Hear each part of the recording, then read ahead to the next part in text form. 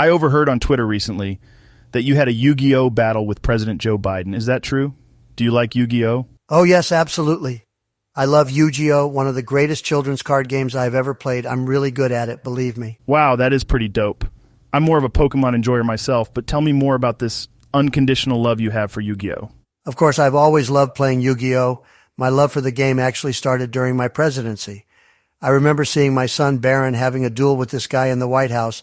At first, I wasn't sure who it was and thought it was just one of Barron's friends. So I asked Barron, "Who's your friend?" Barron said, "This is my friend Yugi. He is a Yu-Gi-Oh grandmaster." I was standing there in complete shock. This guy was the real deal, believe me.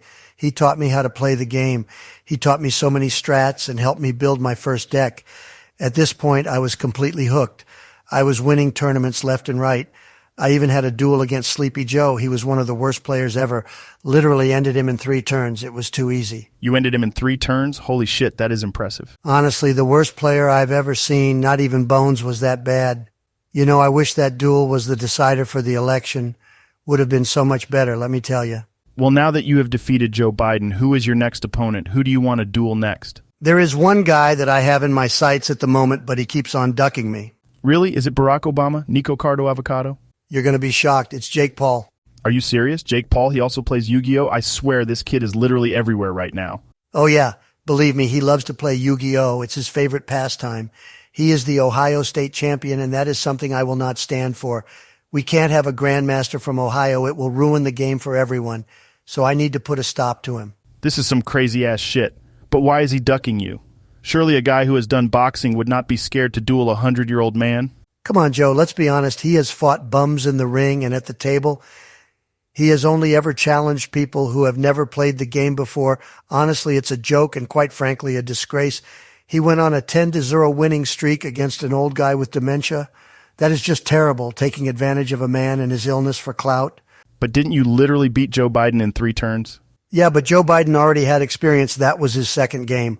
Whereas Jake has practically dueled nobodies and tried to claim he is the best Yu-Gi-Oh player in the world.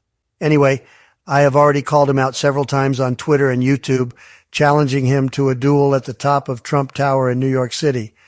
I have even offered to place a $100 million grand prize if he beats me. That will be the most money he has ever made. And that is like $1 to me, but life-changing money for him.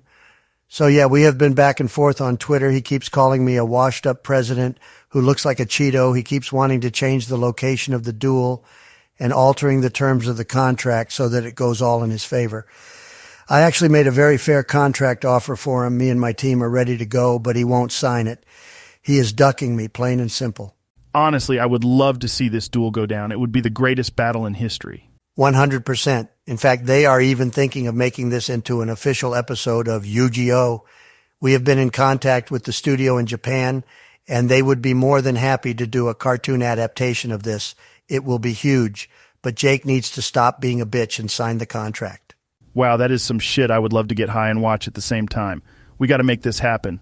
Anyway, we need to wrap this up, Mr. Trump. Do you have any last words for Jake Paul? As a matter of fact, I do. Jake Paul, if you're listening, stop being a little bitch and sign that contract, you big loser. It's the end of the line for you, Jake. You can't escape this. I will send you to the shadow realm and you will not be missed. Sign the contract if you're not a pussy. Donald Trump, over and out.